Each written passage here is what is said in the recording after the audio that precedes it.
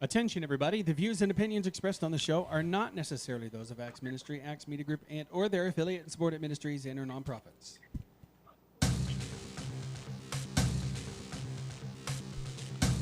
It's that time again, folks.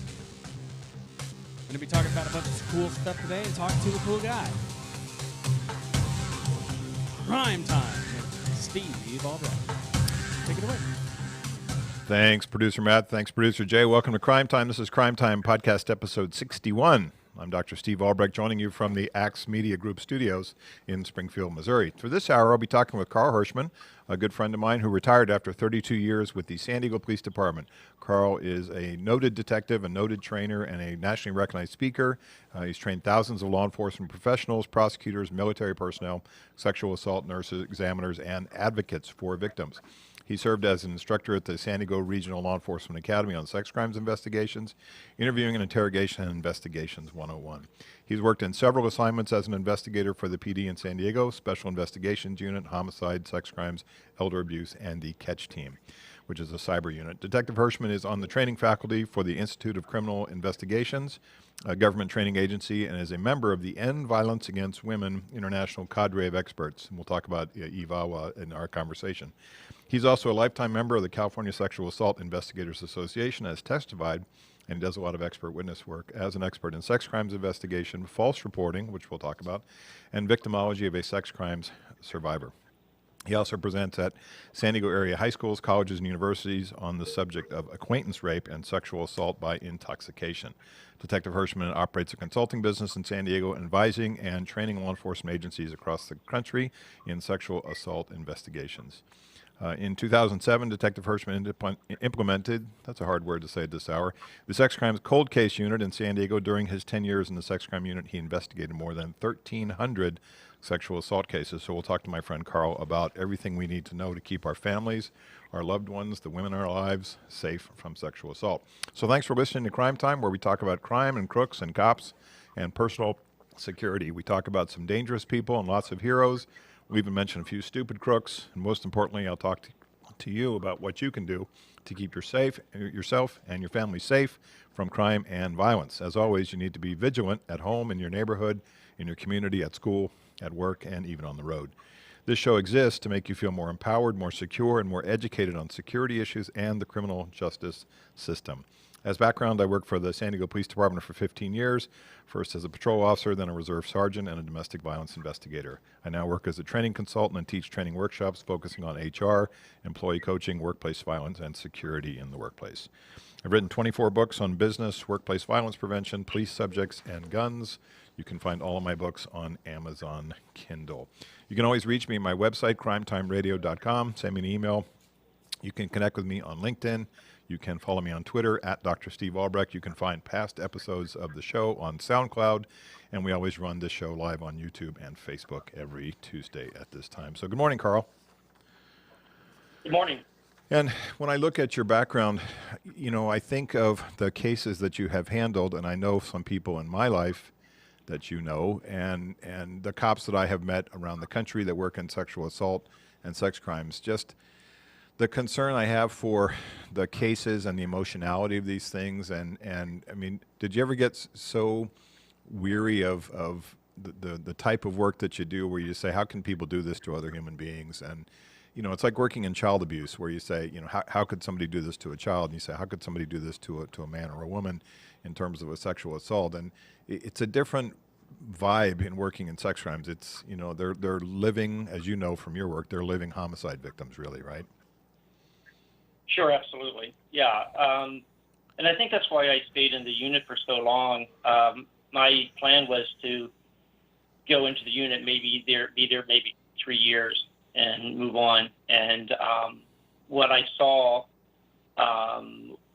very disturbing cases that I did work, I felt that obviously my plan changed. I stayed there for 10 years. And I just thought, with my investigative skills and my passion, so you know, I would read these cases, I'd get them and investigate them, and then I would, you know, really connect with the victims, and that could be, the victims were from all walks of life, When I was in patrol, you think you see everything, and you worked patrol. And when I got to the sex crimes unit, I was just pretty shocked. And also, I was concerned about the investigations, into these cases and how hard they were. And sometimes, a lot of times detectives would come into the unit and just get so burnt out. And, you have this hard shell anyway after working patrol or even other units. Once you work a sexual assault unit for any amount of time, and especially over 1,300 cases, you get that hard shell gets even harder. Yeah, I feel for cops in your position, just like in other units where you say, we want the balance with our law enforcement responders, especially in detectives, to not be so much that we don't care anymore, that we go, well, whatever happened to them, so what? It's not my family. And then the other end of the spectrum is we care too much. So there's a concept in law enforcement, which is, a psychological issue of countertransference, which is, I lose focus, I lose perspective, I care too much, and I become too involved in these people's lives and cases. And then the other side, which is a lot of cops go to, which is they stop caring. They go, well, whatever, I'm just going to do my time and go home. And so I think, your to your benefit is that you really had that balance of caring about these people and what happened to them, but not losing your perspective. Yeah, sure, and that's an easy thing to do when somebody comes to you, no matter what age, and a horrific thing has happened to them, and they're, telling you their deepest, darkest secrets, and you're able to make that, that connection with them. There was times I wanted to leave, obviously. I mean, I would come home and, tell my wife, as you know, he's a prosecutor, so she would understand, but I'd come home and I'm just like, I'm done, and then I would go back in and I would just look at my, into the faces and into the eyes of my victims. And I thought, okay, I'm going to work this one last case, Right. And after I finish these other 10, I'm out of here. And then you would get new ones. And that balance, is there, and it's tough, but it's a swing, it's hard to stay, even keeled. You are going to bounce around, and depending on the cases that you do get. When you look at sex crimes investigators from a male-female perspective, it must be more of a challenge to be a male investigator, male detective dealing with women for these issues. The privacy, the humiliation, the embarrassment. Like you said, it's their, it's the worst day of their life. And as a male, you have a different perspective of how you see sexuality than women do, obviously. And so you've really got to know how to handle victims from a standpoint of compassion. And I've seen, you and I have seen male sex crimes detectives that treat everybody sort of like, kind of a robotic way. So the female investigators have a little bit more advantage there. So talk to me about what you tried to do to build that empathy and to build trust for that person who had experienced something that men and women don't typically talk about in polite society. Yeah, so I was able to, I look at it this way. I mean, depending on the age of my victim, if she was a teenager or early 20s, I could pull off the father figure. And, if they were closer to age than me, I could pull off the big brother figure. Out of over, 1,300 cases, I only had one female victim that requested a female detective. And, you would think there would be more, but maybe it was just because of the way I would speak with them. Because it is a walking that tightrope of this person looking at you, knowing that there's a 98% chance that the suspect was a male, right? And I may look like that person. So I was really strong pro advocate. I worked really close with our advocates, and for any investigator listening to this podcast, I would employ you to go out and really reach out to your advocates, because they also have a tough job. But I always made sure that advocate was there. And once that advocate knew that the type of investigator I was, they would really talk to the victims and let them know who I am and how I work. So it wasn't too much of a problem for me, but there were a lot of, there's not a lot, but some male investigators that had a tough time with that. Yeah, you look at a kind of an unsung hero from your work is the sexual assault nurses that do the sexual assault forensics exams. I mean, that has to be, you're talking about, having to take, sperm samples from, vaginal cavities, anal cavities, mouth. You're looking at having to do, a forensic medical exam on this victim. It's it's necessary, as you know, for the DNA piece of it. And we'll talk about CODIS and things like that in a bit. But just how that job, you have to have the right kind of personality as a nurse to be that kind of do that kind of forensic work. Yeah, sure. I mean, they obviously they're seeing the victim, soon after, sometimes immediately after, but soon after their assault, at least within 5 days of that. And here they're dealing with, a patient, if you will. Their job is to collect evidence, and they have a hard shell too. Sometimes it's tough to keep a perspective on what you're doing.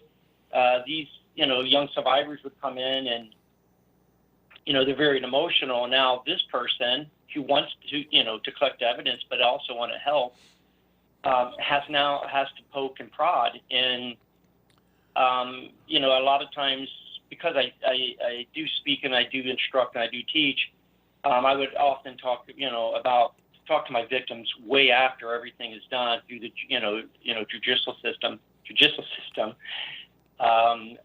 and just ask them, what did I do wrong? What did I do right? And how do they solve the process? And one of them was, the sexual assault nurse examiner, they were like, well, they were really nice. However, I had to go through this exam, and there's just really no way around it. And I got to say, these Shane nurses, and I know a lot of them, because the conferences I go to, and I used to work with them,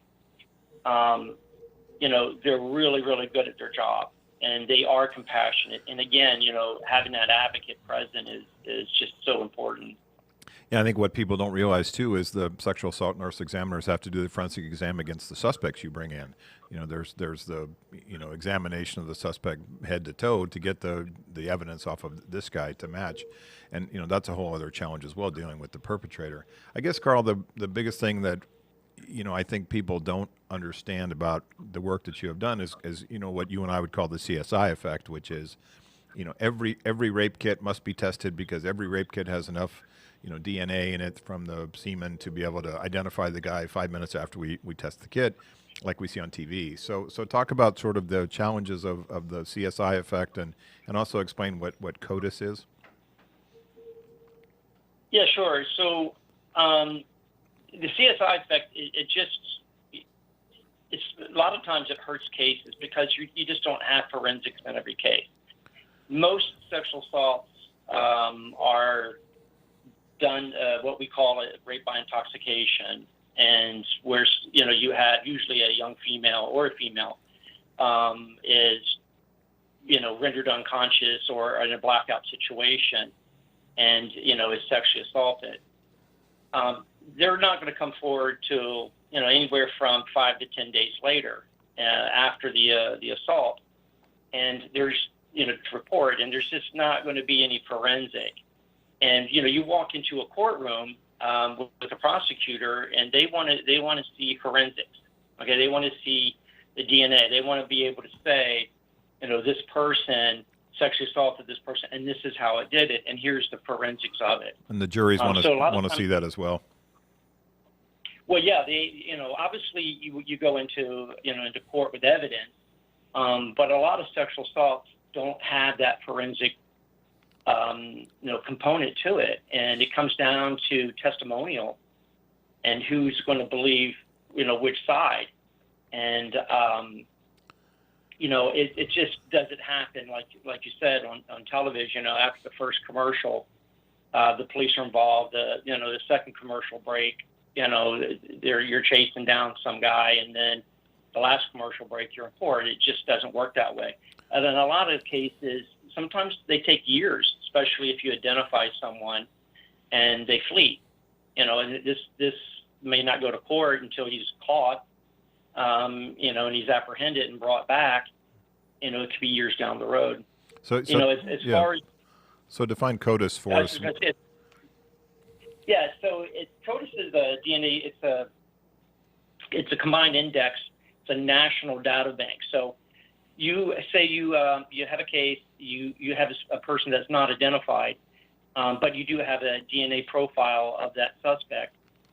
So how it works in California and most states do the same thing. They have a local data bank. So they'll check that first. So they'll put the DNA profile, upload it into that local data bank. Then if that's not, doesn't get a match, they'll go into the state data bank, and then they'll go into CODIS, which is the national data bank, to see if there's a match. When, I got into the sex crimes unit in 2000 or 1999 or around there. Those data banks weren't as as full as they are now with profiles. We still had the majority of the prisoners were not even, we didn't have a profile. They had never been swabbed, and their profile was uploaded. Now that was 20 years ago. So now the data banks are pretty rich. But as you know how cops and crooks work, we have a tool that is great, and then they figure out, how to get around that. So they try their earnest not to leave their DNA profile. So the issue that we have across the country that you have seen, and it's on the news, occasionally, is the untested rape kit discussion, which is somehow it seems, to police departments. You look at, Detroit or, New York City or places where there's a backlog, and in California, certain agencies, that somehow we're not being supportive of victims, that we don't care. But talk about the untested rape kit piece. From my perspective, it's a couple things. One, it's the rape kit itself may not have enough DNA to get a CODIS hit, and the other piece is it's expensive to test, hundreds and hundreds or thousands of these cases across the country, and so they have to come up with funding, and then there's just a backlog in the labs. That just the process of doing it is the third issue, right? Yeah, there's several issues, and in the perfect world, we would test them all. I mean, as an investigator, you'd want that. First of all, not all rape kits have DNA. There's just not. And if it's a partial profile, those could be uploaded, but then you get this very low number of possible suspects. But getting back to the reasons why a lot of kits are not processed is because the suspect's already identified. You have somebody and who said, oh, yeah, I had consensual sex with this person. It wasn't a sexual assault. So, therefore, you don't have to, process that kit. The other could be that she recanted, or there was some reason why the investigation was stopped. So there's another reason why they're not processed. You also have tempora, or time. There's an older rape kit, and this is the unfortunate part of this. There's a rape kit from 15 years ago, and even if you was to process that and identified somebody now, that's not going to go forward. Maybe if they already been adjudicated, a person says, okay, I plead guilty. So there's a lot of different reasons. I mean, it's unfortunate that money has to play a part, and a lot of people that's not in the criminal justice system don't understand the money portion of this thing. Because if money was not a problem, we would have 1,000 investigators, Right. So, but you have, highly trained people working in the lab, but you have to pay those people.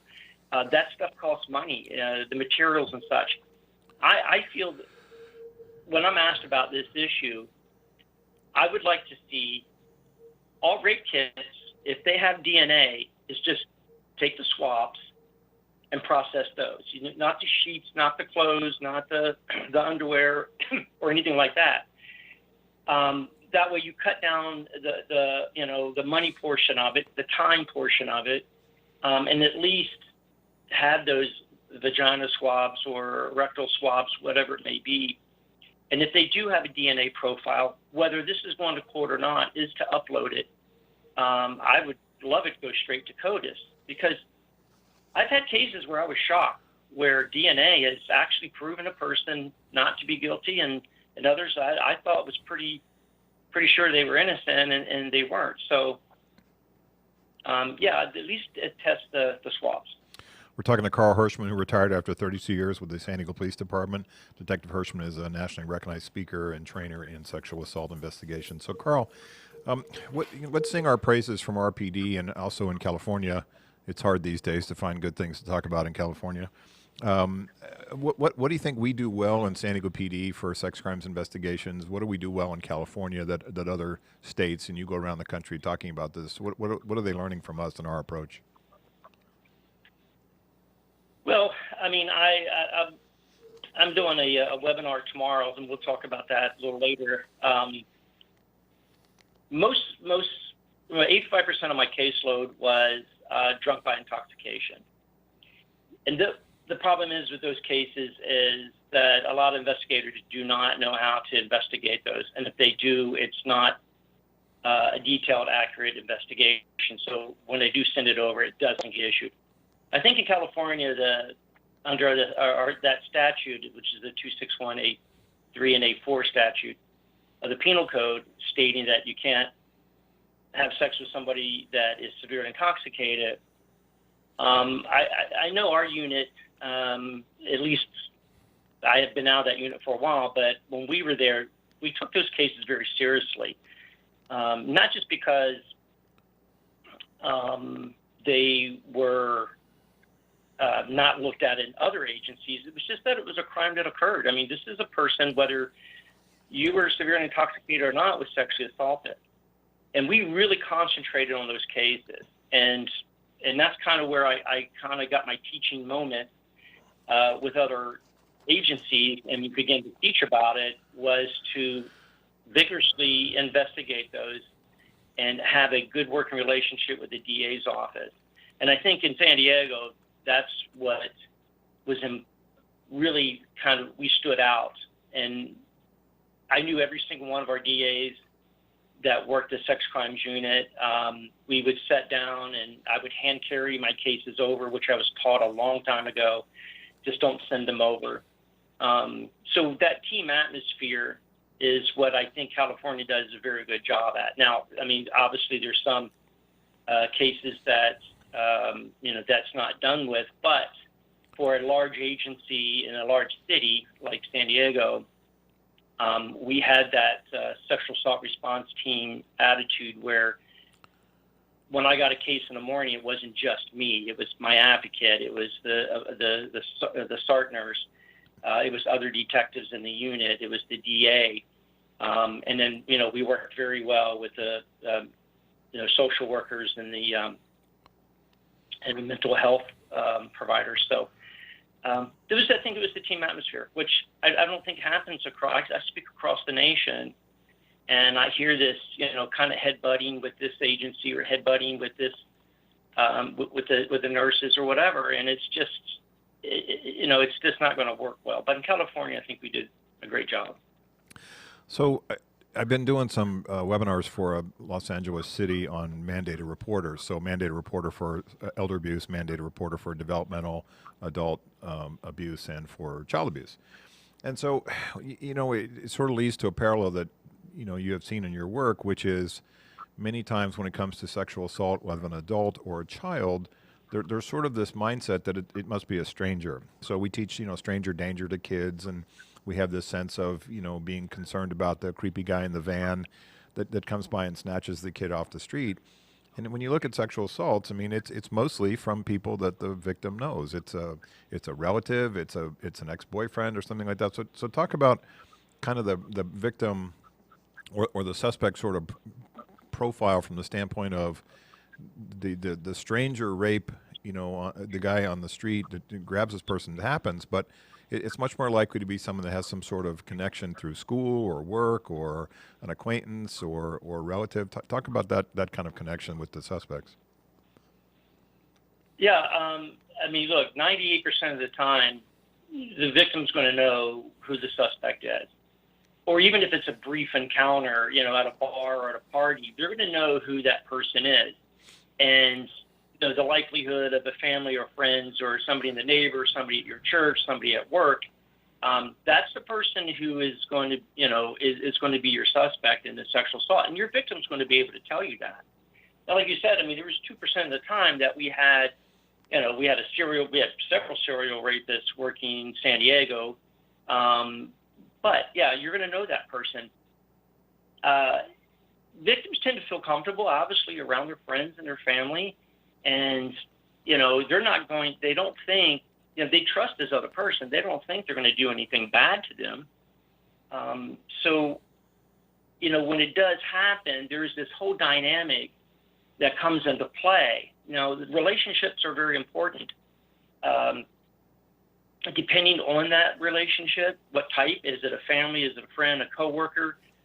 Does the suspect have a leverage, financial leverage, or over the victim? So, I think a lot of times investigators kind of overlook what that relationship is. A lot of times victims don't want to come forward because of those relationships. Maybe it was a boss. He's he owns the company, and you end up getting severely intoxicated at a Christmas party. And I've had these cases where my victim is sexually assaulted, in the back bedroom, and is she going to come forward in this small company and out her boss? She has to think, well, everybody else is not going to, like me or believe me. I'm going to lose my job. I have to have rent. There's all these other priorities that they have. Right. There's shame and embarrassment and then, right. the sense that you've seen in your cases, which is the victim believes that she was at fault for what happened and how the suspect manipulates that kind of perspective, that you wanted this as a behavior. Well, yeah, so then it's a consent issue. And most, all sex crimes have some kind of a consent, element to it. When a suspect, and I'll just say, the male being a suspect, because the majority are, it's a male-dominant crime. When they believe that they think they have consent, even though they don't, consent issues could be at age, underage, mental capacity, or it could be, rape by intoxication, where somebody is severely intoxicated who cannot give consent. And this is another issue why these don't go to court.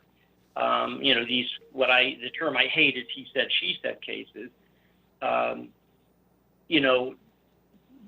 More than likely your suspect is not a criminal. More than likely, they're not some, hardcore biker, Hell's Angel or anything like that, or they have a criminal record. They usually have a good standing in the community, and you have your victim.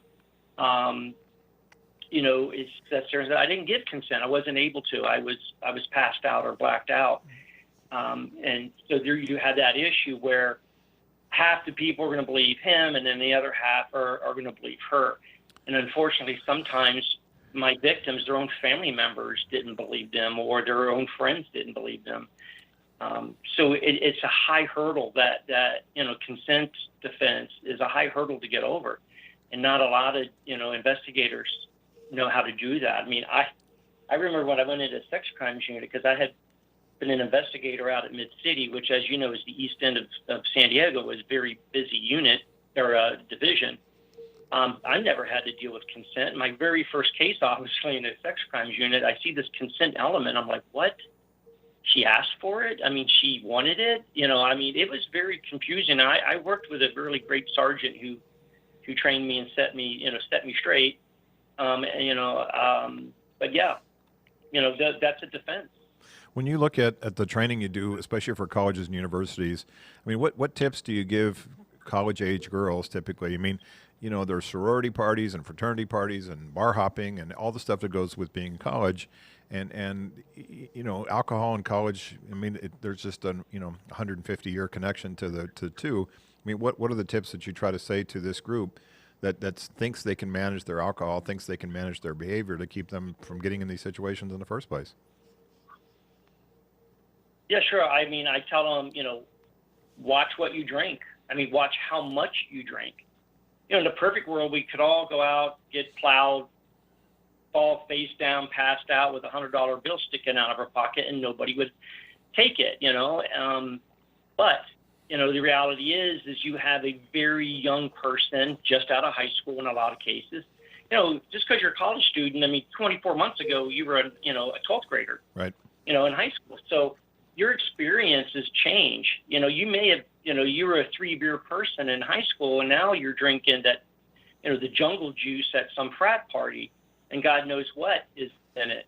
And you want to keep up and, with your peers, and you want to party, and that, part of college is partying. And I didn't go to college, but I get it, but the reality is, when you drink, your perspectives change, even if you can keep your perspective, because a lot of times these young people are, they're binge drinking, and, they're at a party for 30 minutes and they've had 3 drinks, and, they're not, when you're older like us and you have a little bit more experience, you can pace yourself.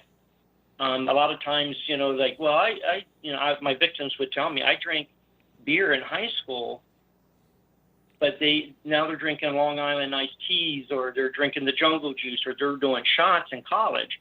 So my tip to them is just, if you're going down a path that you haven't been down before, just be very careful. If you are going with a couple other females, one should be not drinking, one should be totally sober, and just kind of keeping an eye out. Set yourself a time to leave.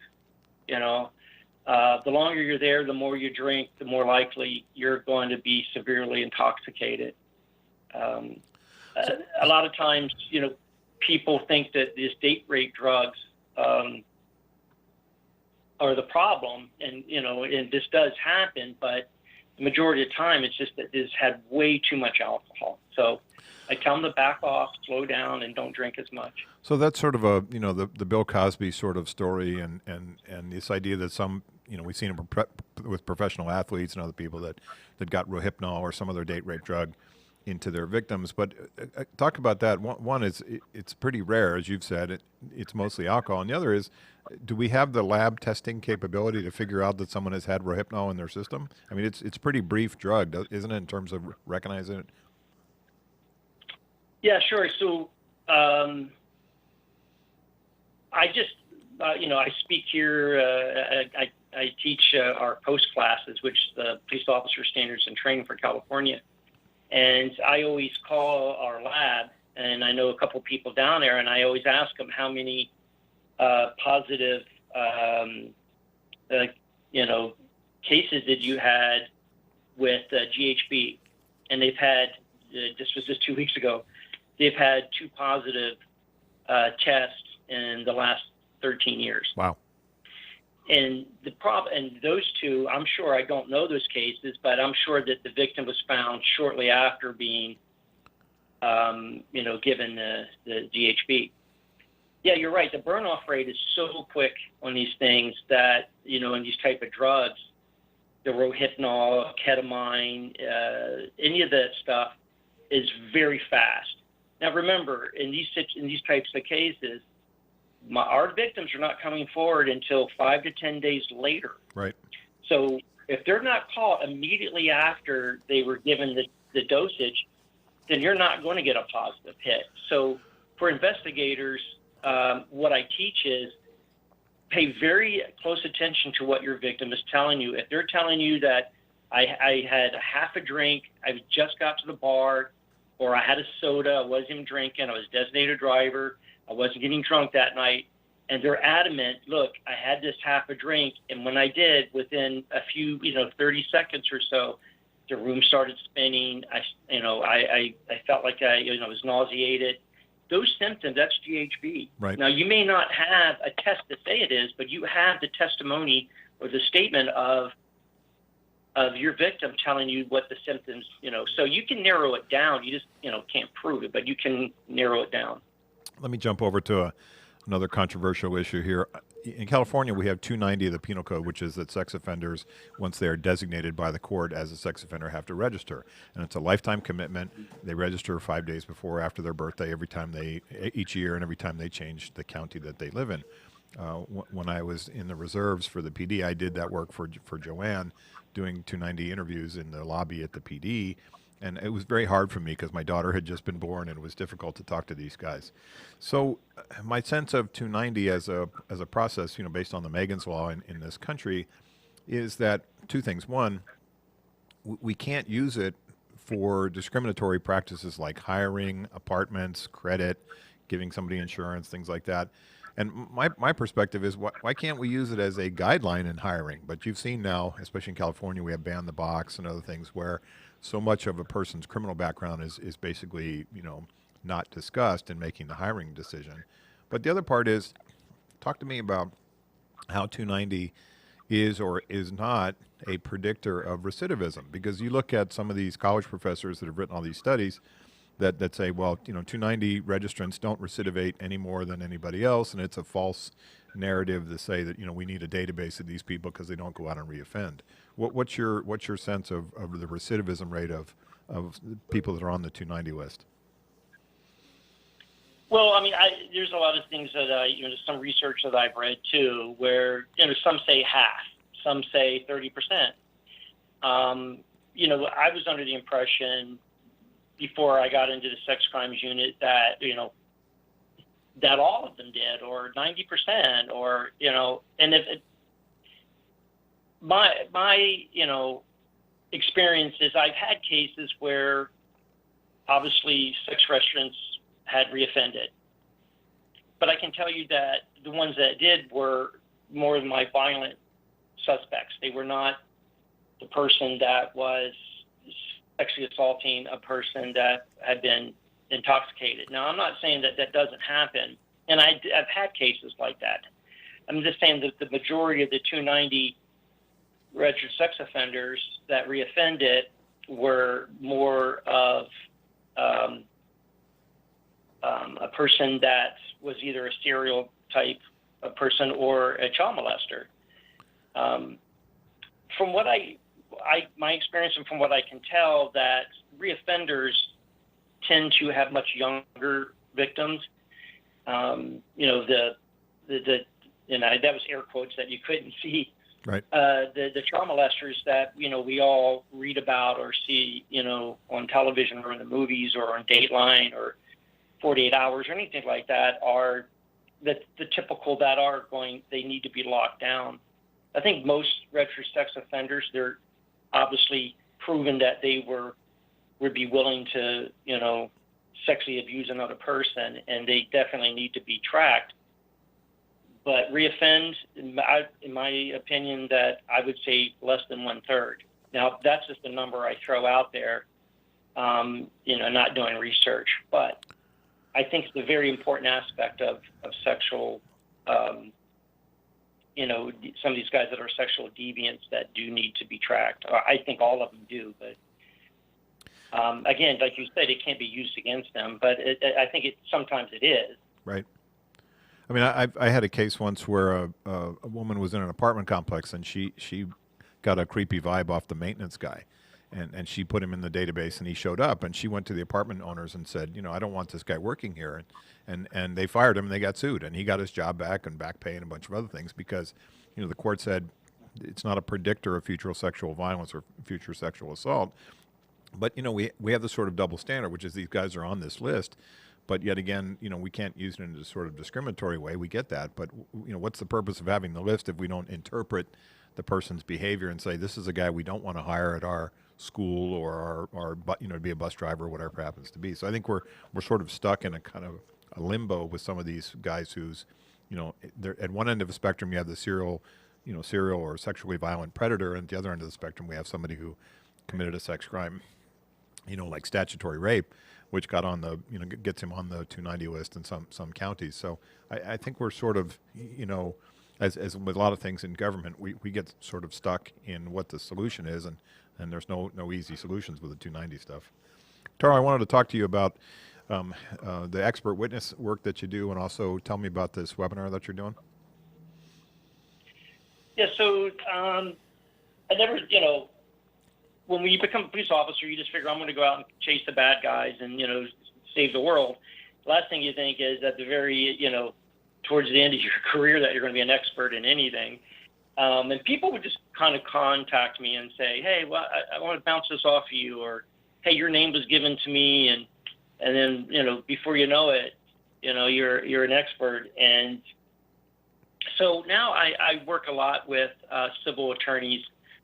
In fact, after your podcast, I have a deposition to do. So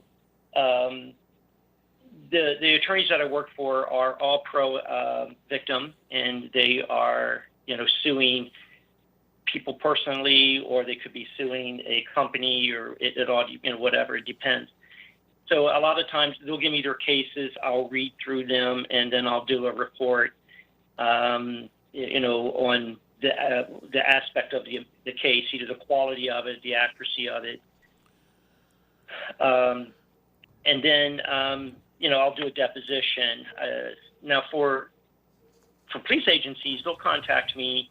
I'll go in and testify, usually to delayed reporting, because that is a big issue.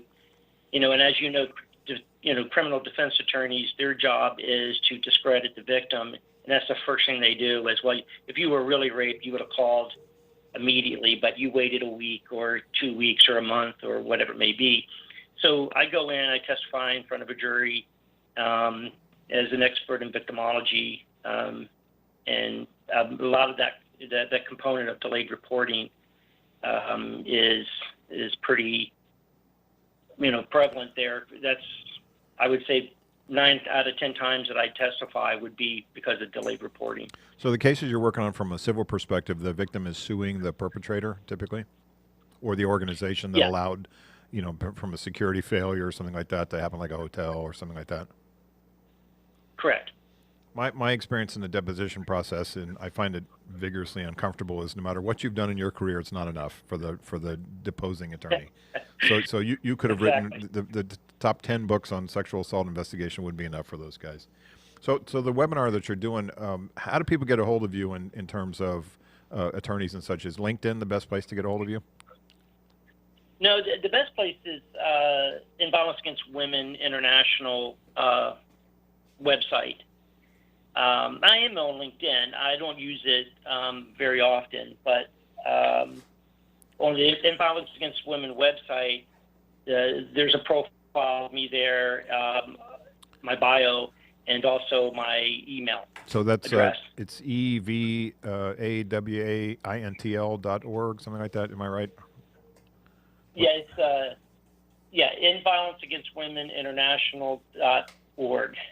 Yeah, and so talk to you about your relationship with the founder there, Joanne Archambault, one of our sergeants in the sex crimes unit in PD, and one of my mentors for sure. So tell me about how she runs that organization and what they do.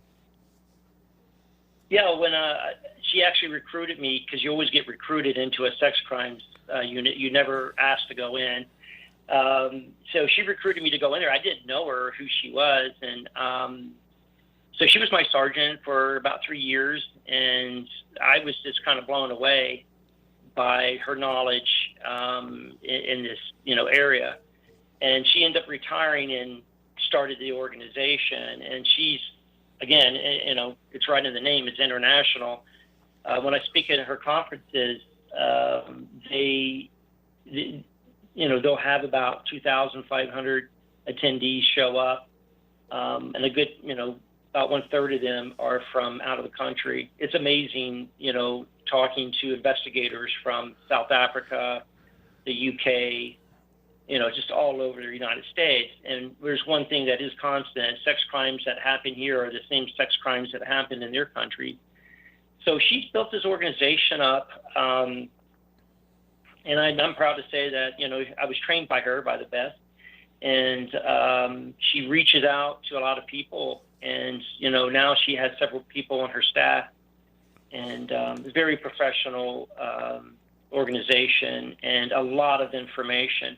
If you go to the website, the Imbalance Against Women International website, they have free training on there where you could go to their on their website. You see the courses and you take the courses, and again, it's all free. You do it, off your the computer, and you'll get a little certificate at the end. And for any prosecutor, investigator, or even advocates, anybody that works within sex crimes,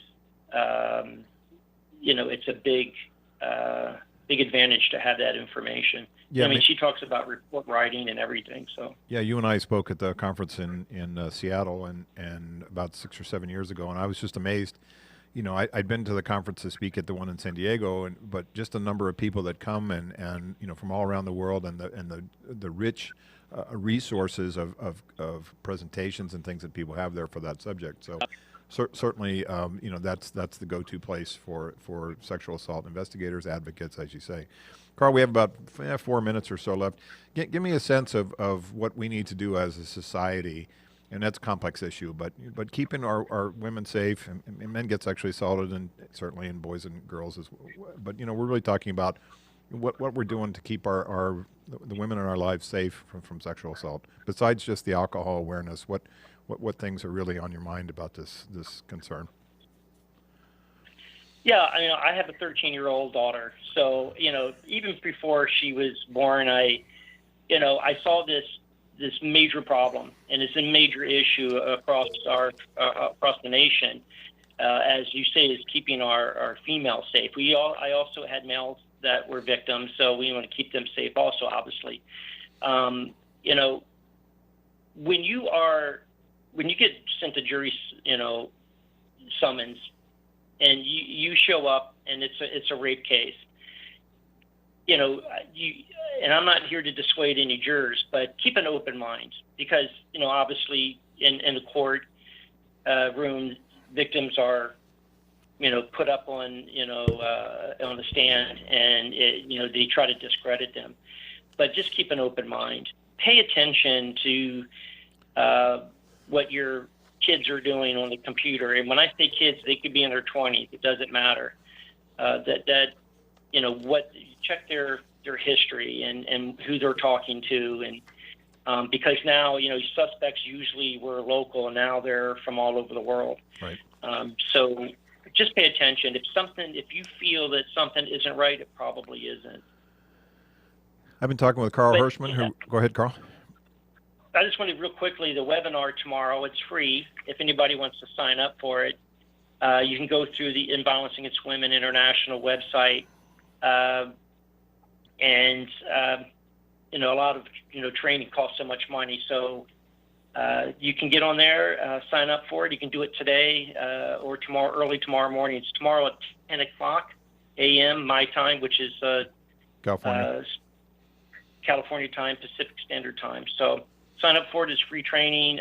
Wendy Patrick, DA, that I worked with and speak with, we're both actually tag teaming it tomorrow. Good friend of mine and a great lady, Wendy Patrick. I've been talking with Carl Hershman, who retired after 32 years with the San Diego Police Department. Detective Hershman is a nationally recognized speaker in sexual assault investigations. Carl, always great to talk to you, and good luck going forward. Thanks very much for your time today, pal. Thanks, Steve. I appreciate it. Take care. In our world, Bye-bye. Thanks. In our world, there are sheep and shepherds and wolves. Too many people are sheep and too few people are shepherds. There are a lot of wolves out there. There are not enough police officers or sheriff's deputies to protect us all, so you need to be a shepherd. Take care of yourself and protect your family, your loved ones, and your friends and coworkers.